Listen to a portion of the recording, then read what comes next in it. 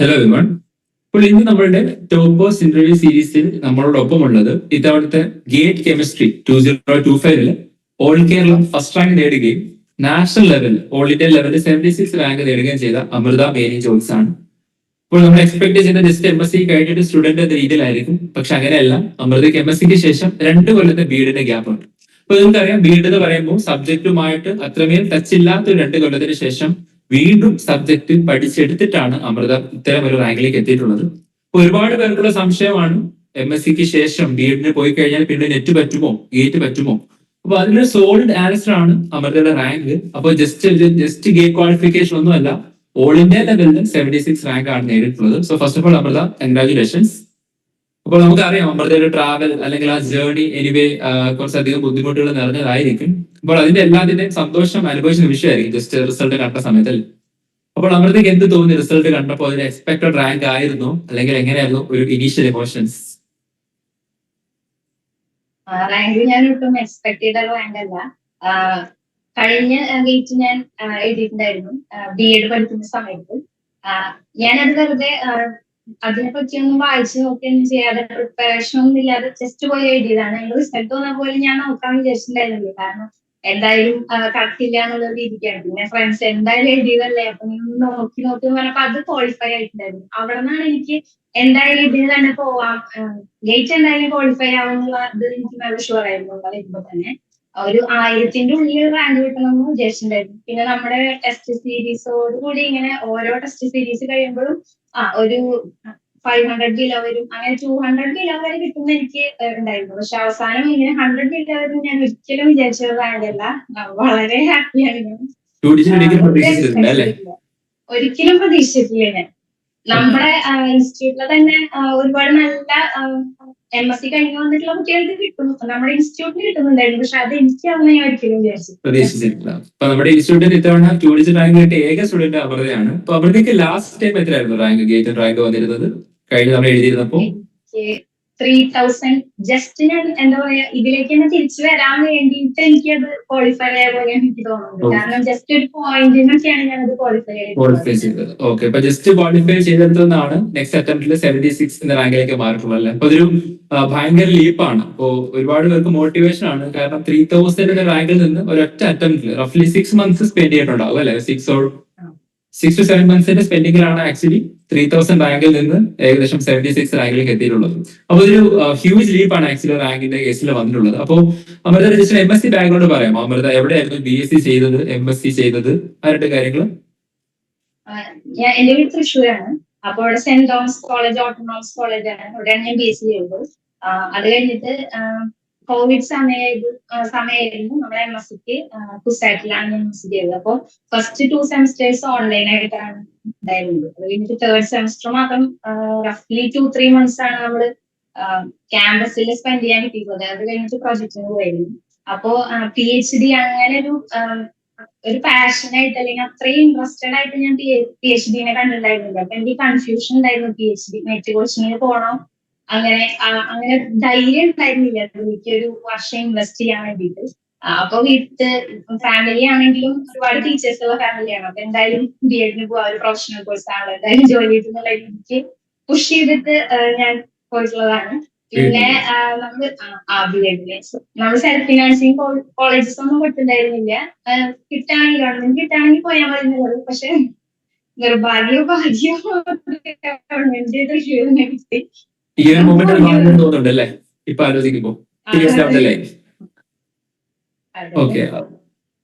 അപ്പോ നമ്മൾ ജോയിൻ ചെയ്ത് ഒരു 2 months കഴിഞ്ഞപ്പോ തന്നെ ഇതെന്റെ കപ്പ് ഓഫ് ടീ എല്ലാം എനിക്ക് മനസ്സിലായി. പിന്നെ അവിടെ പിന്നെ കഴിഞ്ഞ എന്തായാലും വിറ്റുപോച്ചുള്ള ഒരു രീതിക്ക് അപ്പൊ അങ്ങനെയാണ് ആക്ച്വലി BEdന് ശേഷം കോച്ചിങ്ങിന് ഒരു തോട്ട് മനസ്സിലേക്ക് വരികയും ജോയിൻ ചെയ്തത്. അപ്പൊ എങ്ങനെയാണ് ആക്ച്വലി ബെനിസിൽ എത്തിപ്പെട്ടത്?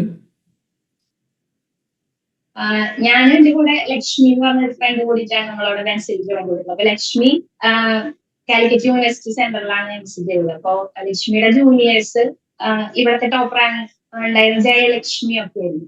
അപ്പൊ ആ കുട്ടി വഴിയാണ് ജയലക്ഷ്മി, ശ്രീജിത്ത് ഒക്കെ നമ്മളുടെ ഫസ്റ്റ് ബാച്ചിൽ ഓഫ്ലൈൻ സ്റ്റുഡൻസ് ആണ്. രണ്ടുപേരും JRF ഉള്ളവരാണ്. ഓക്കെ, അപ്പൊ അവര് വഴിയാണ് ആക്ച്വലി ഇങ്ങോട്ടേക്ക് എത്തിയല്ലേ? അപ്പൊ അമൃതയും അതുപോലെ ലക്ഷ്മി 2 ആൾക്കാരും ഓഫ്ലൈനിൽ വന്നിട്ടുണ്ടായിരുന്നു. അപ്പൊ എന്തായിരുന്നു ഫസ്റ്റ് ഓഫ്ലൈൻ ക്യാമ്പസിലേക്ക് വന്നപ്പോൾ മനസ്സിലുണ്ടായിരുന്ന തോട്ട്സ്? ഫസ്റ്റ് ഓഫ്ലൈൻ ക്യാമ്പസിലേക്ക് വരുന്ന സമയത്ത് കുറച്ച് കാര്യങ്ങൾ പറയാനുണ്ടാവില്ലേ? കാരണം ഓഫ്ലൈനിലേക്ക് വരുമ്പോൾ ഒരുപാട് കമ്പാരിസൺസ് ഉണ്ടാവും. ഒബ്വിയസ്ലി MSc കഴിഞ്ഞ സ്റ്റുഡന്റും എത്തിപ്പെടുമ്പോൾ നല്ല രീതിയിൽ സ്കോർ ചെയ്തവർക്ക് പോലും കമ്പാരിസൺസ് ഉണ്ടാവും, കൂടുതലുള്ള സ്റ്റുഡൻസ് എങ്ങനെയാണെന്നുള്ളത്. അപ്പൊ അമൃതയുടെ കേസിൽ എന്താണ് ഇനീഷ്യൽ എമോഷൻ? ലൈക്ക് BEdന്റെ ഗ്യാപ്പിൽ 2 കൊല്ലം എന്തായാലും ഉള്ളിലുണ്ട്. അപ്പൊ എങ്ങനെയാണ് ഇനീഷ്യലി തോന്നിയിരുന്നത്? അതെങ്ങനെയൊക്കെയാണ് ഓവർകം ചെയ്ത് വന്നത്? BEd നമുക്ക് സബ്ജക്ട് ഹൈസ്കൂൾ UPയിലെ വളരെ ബേസിക് ആയിട്ടുള്ള കാര്യങ്ങൾ മാത്രമേ ഉണ്ടായിരുന്നുള്ളൂ. അപ്പൊ സബ്ജക്ട് ആയിട്ട് പ്രത്യേകിച്ച് കെമിസ്ട്രി ആയിട്ട് പ്രത്യേകിച്ച് ടച്ച് ഒന്നും ഉണ്ടായിരുന്നില്ല. അപ്പൊ എനിക്ക് വളരെ ഭയങ്കര ആശങ്കയോടെയാണ് വരുന്നത്. പക്ഷെ ഗേറ്റ് എന്തായാലും ഓൾറെഡി ക്വാളിഫൈ ചെയ്തിട്ടുള്ളതുകൊണ്ട് ഗേറ്റ് എന്തായാലും 1000 ബിലോ വരും. അപ്പൊ PA ആയിട്ട് പോവാൻ അല്ലെങ്കിൽ PhDക്ക് പോകാനുള്ള ഒരു ചാൻസ് ഉണ്ടാവുന്ന അറിയായിരുന്നു. നല്ല ബുദ്ധിമുട്ടായിരിക്കും ഞങ്ങൾക്ക് രണ്ടുപേർക്കും ഓൾറെഡി മനസ്സിലായിട്ടുണ്ടായിരുന്നു. കാരണം MSc കഴിഞ്ഞ് ഡയറക്റ്റ് വരുന്ന കുട്ടികളോട് നമ്മൾ 2 വർഷം കഴിഞ്ഞ് വരുമ്പോഴുള്ള ബുദ്ധിമുട്ട് എന്തായാലും ഉണ്ടാവും അറിയായിരുന്നു.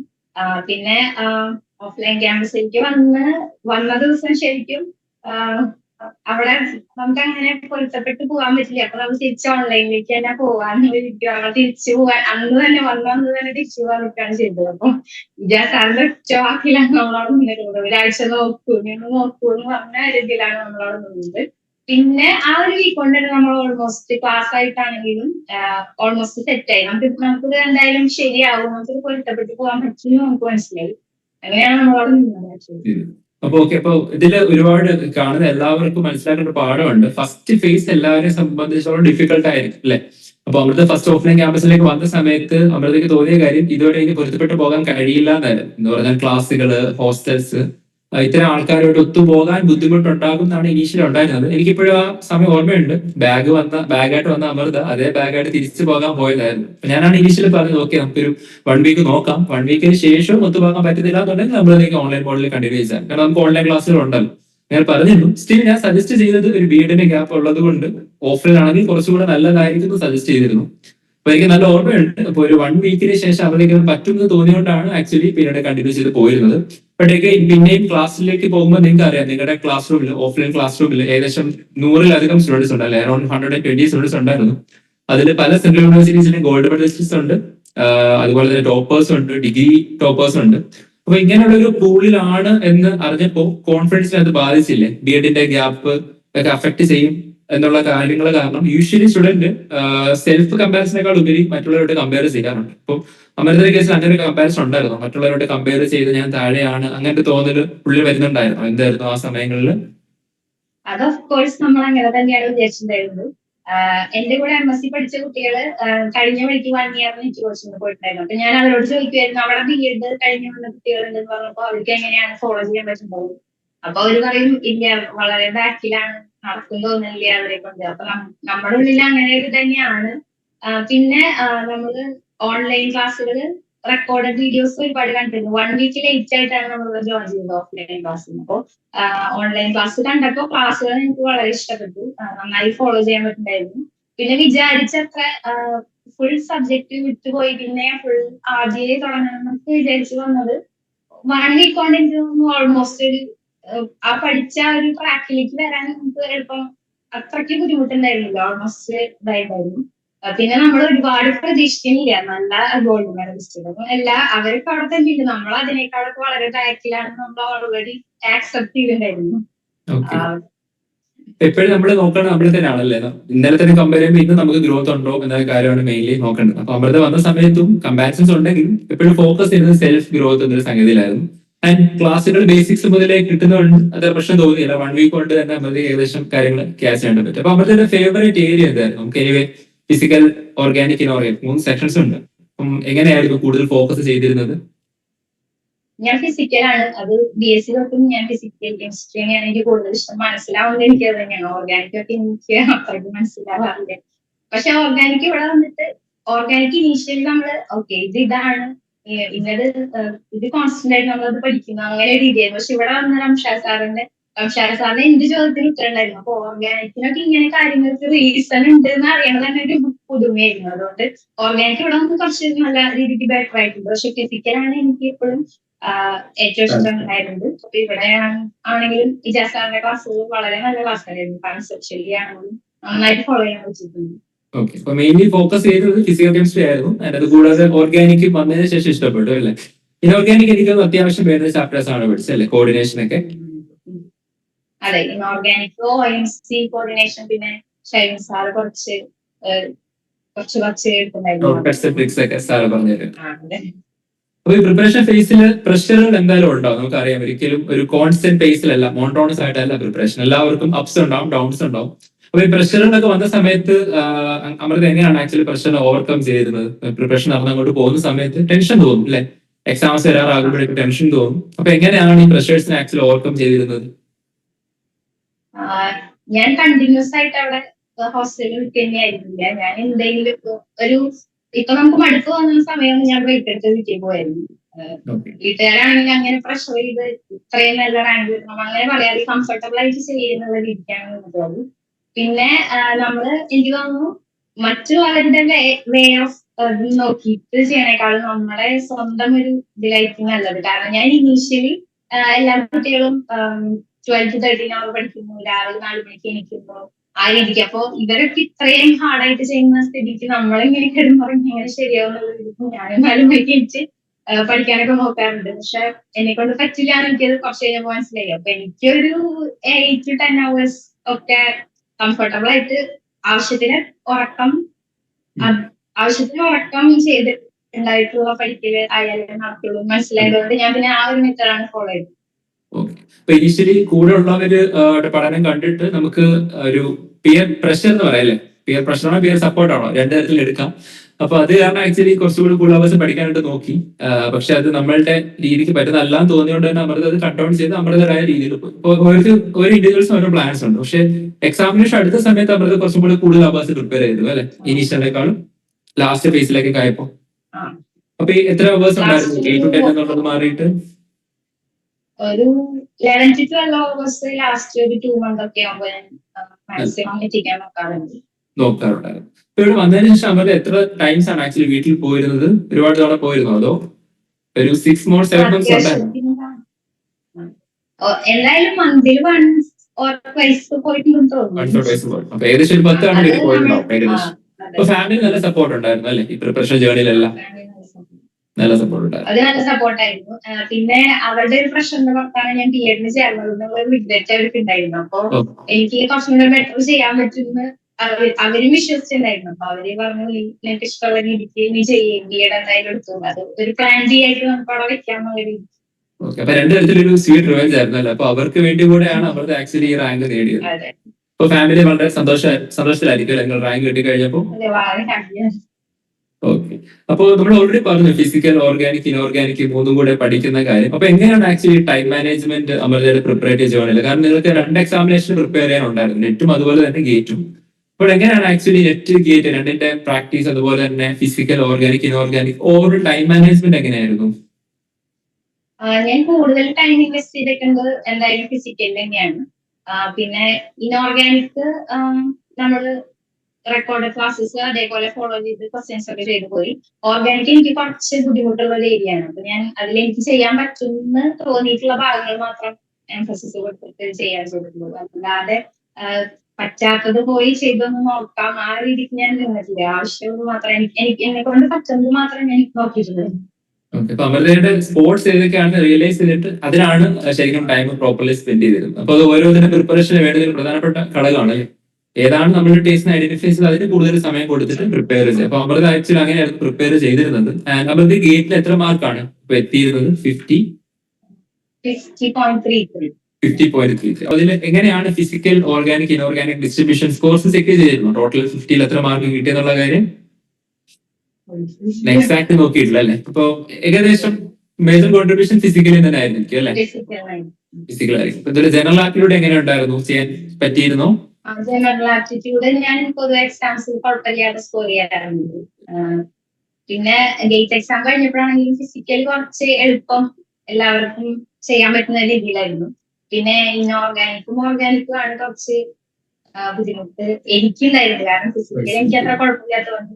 അപ്പോ ഗേറ്റ് എക്സാം കഴിഞ്ഞപ്പോഴാണെങ്കിലും ഞാൻ വിചാരിച്ചത് അത്ര നല്ല സ്കോർ ഉണ്ടാവില്ല. കാരണം ഫിസിക്കലി മീൻസ് എല്ലാവർക്കും ഓൾമോസ്റ്റ് ചെയ്യാൻ പറ്റുന്നതുകൊണ്ട് നമുക്ക് കൂടുതൽ സ്കോർ ചെയ്യാൻ പറ്റുന്നത് ഫിസിക്കലാണല്ലോ. അതിലില്ലാത്തത് കൊണ്ട് എന്തായാലും നല്ല സ്കോർ ഉണ്ടാവില്ല എന്ന് വിചാരിച്ചിരിക്കുന്നത്. അതുകൊണ്ട് ഞാൻ സ്കോർ നോക്കിണ്ടായില്ല, സാധനം നോക്കി തന്നത്. ഓക്കെ, എനിക്ക് ഓർമ്മയുണ്ടോ അമൃതയ്ക്ക് സ്കോർ നോക്കാൻ മടിയായിട്ട്, അല്ലെങ്കിൽ അത് എന്തായിരിക്കും ഔട്ട്പുട്ട് എന്ന് അറിയാത്തതുകൊണ്ട് അമൃതയുടെ ഫയൽ അയച്ചിട്ട് ആക്ച്വലി ഞങ്ങൾ തന്നെയാണ് ബെൻസിൽ നിന്നാണ് സ്കോർസ് ചെക്ക് ചെയ്തിരുന്നത്. അപ്പൊ ചെക്ക് ചെയ്തപ്പോൾ തന്നെ പറഞ്ഞു ഇവിടുത്തെ ബെൻസിലെ ടോപ്പ് സ്കോർ ആണ് അമൃതയ്ക്ക് കിട്ടിയിട്ടുള്ളത്. ഓക്കെ, അപ്പോൾ അമൃത എങ്ങനെയാണ് ആക്ച്വലി ഇവിടുത്തെ ക്ലാസ്സുകൾ അമൃതയെ എഫക്റ്റീവ്ലി പ്രിപ്പയർ ചെയ്യാൻ ഹെൽപ്പ് ചെയ്തിരുന്നത്? ഒരുപാട് പേർക്ക് അതറിയാൻ ആഗ്രഹം ഉണ്ടാവും. അപ്പൊ നമ്മൾ ഇത്ര നേരം പറഞ്ഞത് അമൃതയുടെ ഫൈനൽ റിസൾട്ടുകളെ പറ്റിയിട്ടാണ്. അപ്പൊ അതിലേക്ക് എത്തിയ ജേർണിയിൽ നമ്മളുടെ ടൈം മാനേജ്മെന്റ് പറഞ്ഞു, നമ്മളുടെ ഫേവറേറ്റ് പോർഷൻസ് പറഞ്ഞു. അപ്പൊ ഇതിൽ മേജർ ടൈം നമ്മൾ സ്പെൻഡ് ചെയ്തിട്ടുള്ളത് ഓഫ്ലൈനിലെ ക്ലാസ് റൂമിലാണ്. അപ്പം എങ്ങനെയാണ് ഓഫ്ലൈനിലെ ക്ലാസ്സുകളും അതിനുശേഷം ഉണ്ടായിരുന്ന ഗൈഡൻസുകളും സെക്ഷൻ വൈസ് എങ്ങനെയാണ് ഫിസിക്കലിനെയും ഓർഗാനിക് ഒക്കെ ടാക്കിൾ ചെയ്യാൻ നമ്മളെ ഹെൽപ്പ് ചെയ്തത്? ക്ലാസ്സുകൾ ബെൻസിൽ പറയുകയാണെങ്കിൽ ഞാൻ ജാമിന് കോച്ചിങ് ചെയ്തിട്ടുണ്ടായിരുന്നു, സൺഡേസിൽ മാത്രം. അപ്പോ കോച്ചിങ് ഓൺലൈനിൽ നമ്മൾ കാണാറുണ്ട്. അപ്പൊ അതൊക്കെ കമ്പയർ ചെയ്യുമ്പോൾ ബെസ്റ്റ് ക്ലാസ് ആയിട്ട് എനിക്ക് ബെൻസിലാണ് തോന്നിയിട്ടുള്ളത്. കാരണം കൺസെപ്റ്റ് വൈസ് നമുക്ക് കിട്ടാനുള്ളതാണ്. കുറച്ച് അവിടെ ഓരോന്നും എടുത്ത് കാണാതെ പഠിക്കുക, അല്ലെങ്കിൽ ഇന്നത് ഫാക്ട്സ് ആണ് കാണാതെ പഠിക്കുക എന്നുള്ള രീതിയിലല്ലാതെ ഓരോന്നിന്റെയും കാരണം അടക്കം നമുക്ക് പറഞ്ഞു തരുമ്പോൾ നമുക്ക് ലോജിക്കലായിട്ട് കണക്ട് ചെയ്ത് പോകാൻ പഠിക്കാനും വളരെ എളുപ്പമായിട്ട് തോന്നിയിട്ടുണ്ട്. വന്ന സമയത്ത് ഞാൻ ഓൾമോസ്റ്റ് ഒരു ബാക്ക് ബെഞ്ചിലൊക്കെ ആയിരുന്നു. പിന്നെ ഫ്രണ്ടിൽ ഇരുന്നു. അപ്പൊ ഫ്രണ്ട് ബെഞ്ചിൽ ഇരിക്കുമ്പോ എന്ന് വെച്ച് കഴിഞ്ഞാൽ സാറുമാര് നമുക്ക് ക്വസ്റ്റ്യൻ ഇട്ടതിന് ശേഷം ഫസ്റ്റ് വരുന്നത് ഫ്രണ്ട് ബെഞ്ചിലേക്ക് ആയിരിക്കും. അപ്പൊ നമുക്കത് ഭയങ്കര പ്രശ്നമാണ്. അപ്പൊ ചിന്തിക്കാതിരിക്കാന്നുള്ള രീതിയല്ല, എന്തെങ്കിലും ചിന്തിച്ച് എന്തെങ്കിലും ഒരു ആൻസർ ഉണ്ടാക്കിയേ പറ്റുള്ളൂ എന്നുള്ള പ്രഷർ വരുമ്പോൾ നമുക്ക് കുറച്ചും കൂടി ആ ഒരു പ്രാക്ടിക്ക് വരാൻ വളരെ ഉപകാരം ചെയ്തിട്ടുണ്ട്.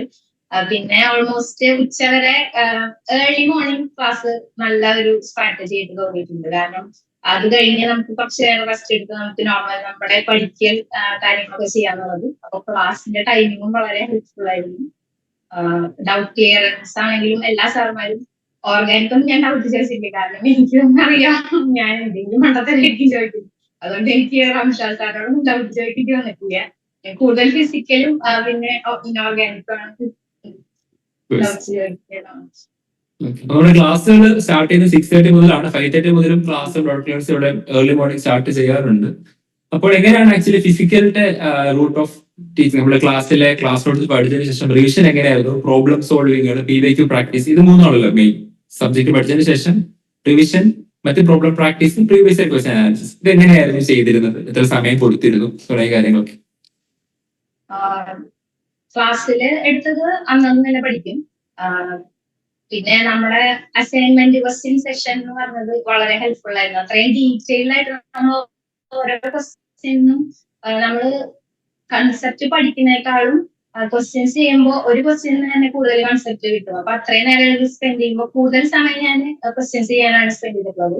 അസൈൻമെന്റ് നമ്മൾ ക്ലാസ്സിൽ തന്നെ സോൾവ് ചെയ്ത് കഴിഞ്ഞാലും സ്പ്രിന്റ് ക്വസ്റ്റ്യൻസും അതുപോലെ മാക്സിമം ക്വസ്റ്റ്യൻസ് PYQs ഒക്കെ ചെയ്യാൻ നോക്കിയിട്ടുണ്ടായിരുന്നു.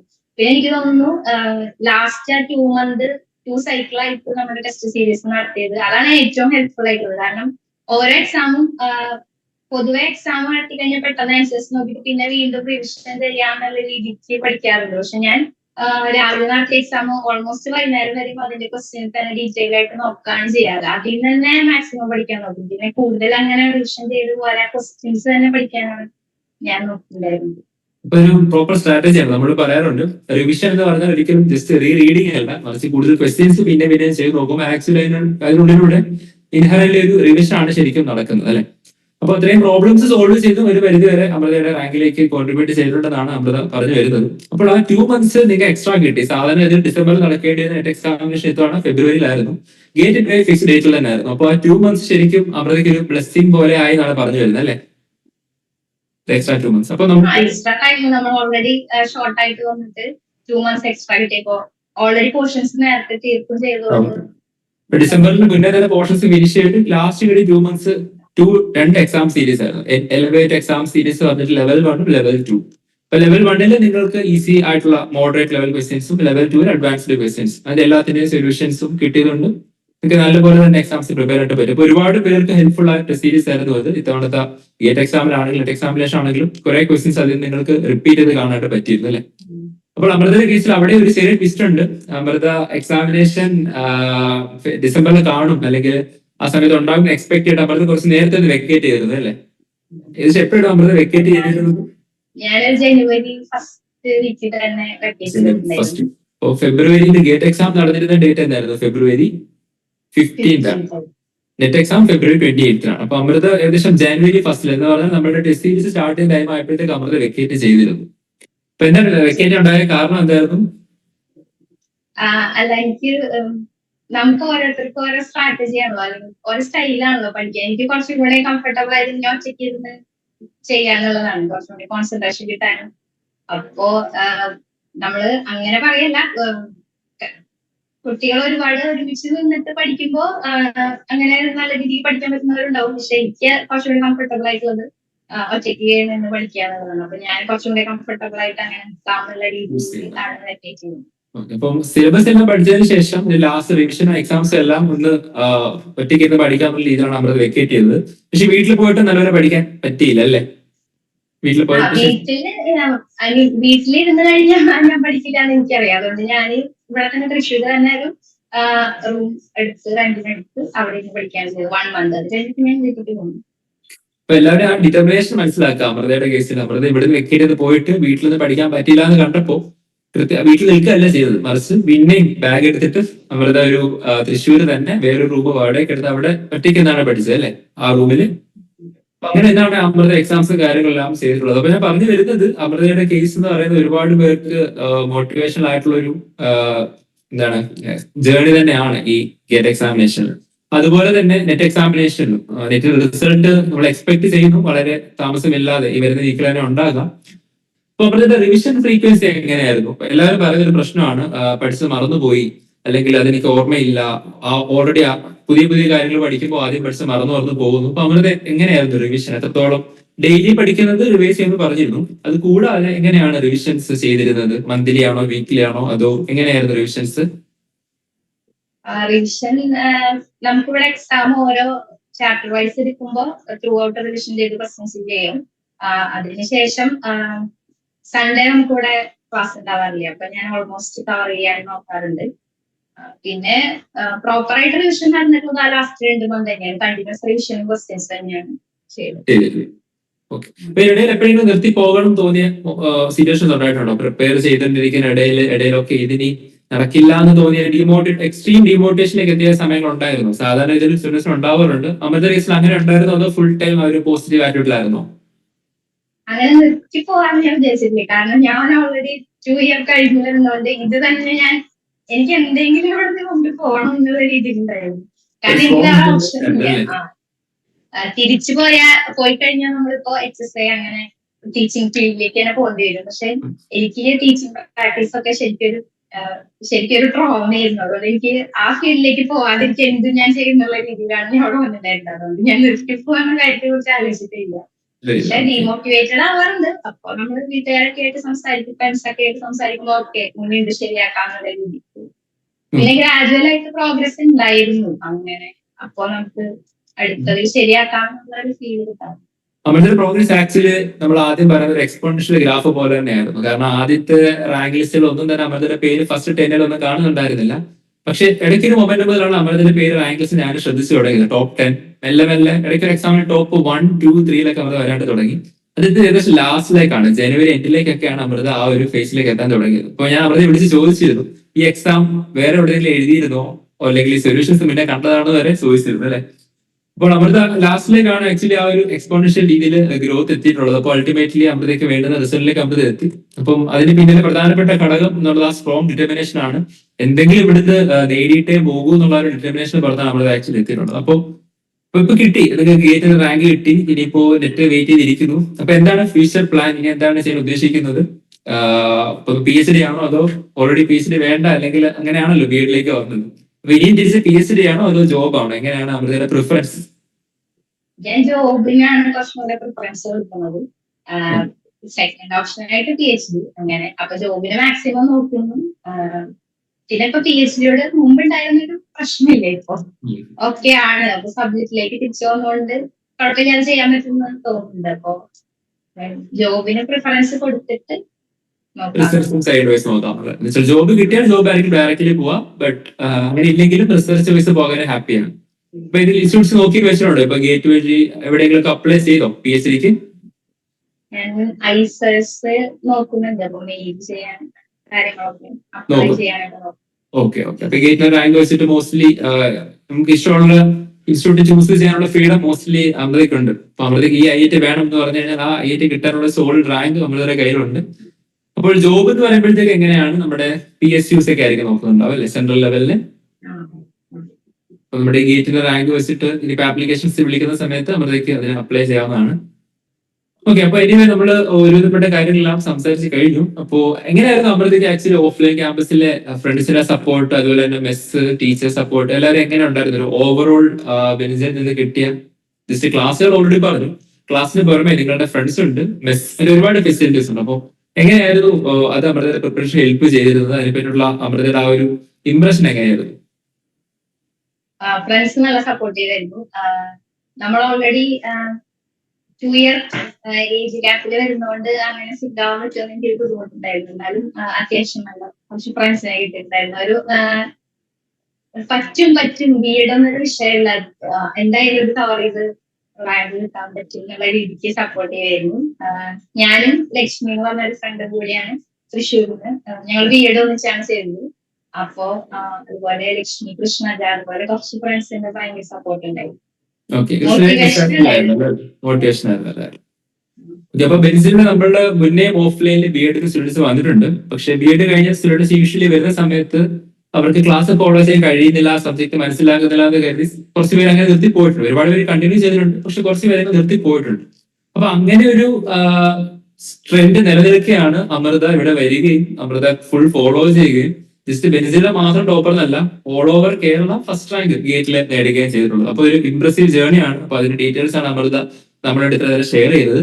അപ്പൊ Amrita, thank you for the time. Once again congratulations. അപ്പൊ അമൃതയുടെ റാങ്കും അതുപോലെ തന്നെ ജേർണിയും ഒരുപാട് പേർക്ക് മോട്ടിവേഷൻ ആകുന്നുള്ള കാര്യത്തിൽ നമുക്ക് ആർക്കും സംശയമില്ല. കാരണം BEd 2 ഇയർ ഗ്യാപ്പ്, സബ്ജക്റ്റുമായിട്ട് കോൺടാക്ട് ഇല്ല, ഒരുപാട് അഡ്വേഴ്സിറ്റീസ്, ഇതെല്ലാം ഓവർകം ചെയ്തിട്ടാണ് അമൃത ഈ ഒരു എക്സെപ്ഷണൽ റാങ്കിലേക്ക് എത്തിയിട്ടുള്ളത്. നമ്മൾ നോക്കുകയാണെങ്കിൽ ബെൻസിൽ ഫസ്റ്റ് ടൈം ആണ് ഗേറ്റിൽ ഒരു 2 ഡിജിറ്റ് റാങ്ക്. നമുക്ക് JRF 1 ഡിജിറ്റ് റാങ്ക്സ് ഉണ്ട്, അതുപോലെ തന്നെ ജാമിലും സിംഗിൾ ഡിജിറ്റ് റാങ്ക്സ് ഉണ്ട്. ഇപ്പൊ ഗേറ്റിലാണ് നമുക്ക് 2 ഡിജിറ്റ് റാങ്ക് എത്താൻ പറ്റാതിരുന്നത്. അപ്പോൾ അമൃതയിലൂടെ ഒരു ഡിഫിക്കൽട്ട് റൂട്ടിലൂടെ തന്നെയാണ് ആ ഒരു 2 ഡിജിറ്റ് റാങ്കിലേക്ക് എത്തിയിട്ടുള്ളത്. സോ ഞങ്ങൾക്കും വളരെയധികം സന്തോഷമുണ്ട്, അതുപോലെ തന്നെ അഭിമാനമുണ്ട് അമൃതയെ ഈ റാങ്കിലേക്ക് എത്തിക്കാൻ പറ്റിയതിലും. അതുപോലെ തന്നെ ഈ റാങ്ക് കാണുന്നതിന് ഞങ്ങൾക്ക് ഒരുപാട് സന്തോഷമുണ്ട്, അഭിമാനമുണ്ട്. So Amrita, thank you for the time. അപ്പോ ഈ ഒരു ഇന്റർവ്യൂ ഒരുപാട് പേർക്ക് ഹെൽപ്ഫുൾ ആകുമെന്ന് കരുതുകയാണ്. അപ്പോ thank you Amrita. Thank you sir.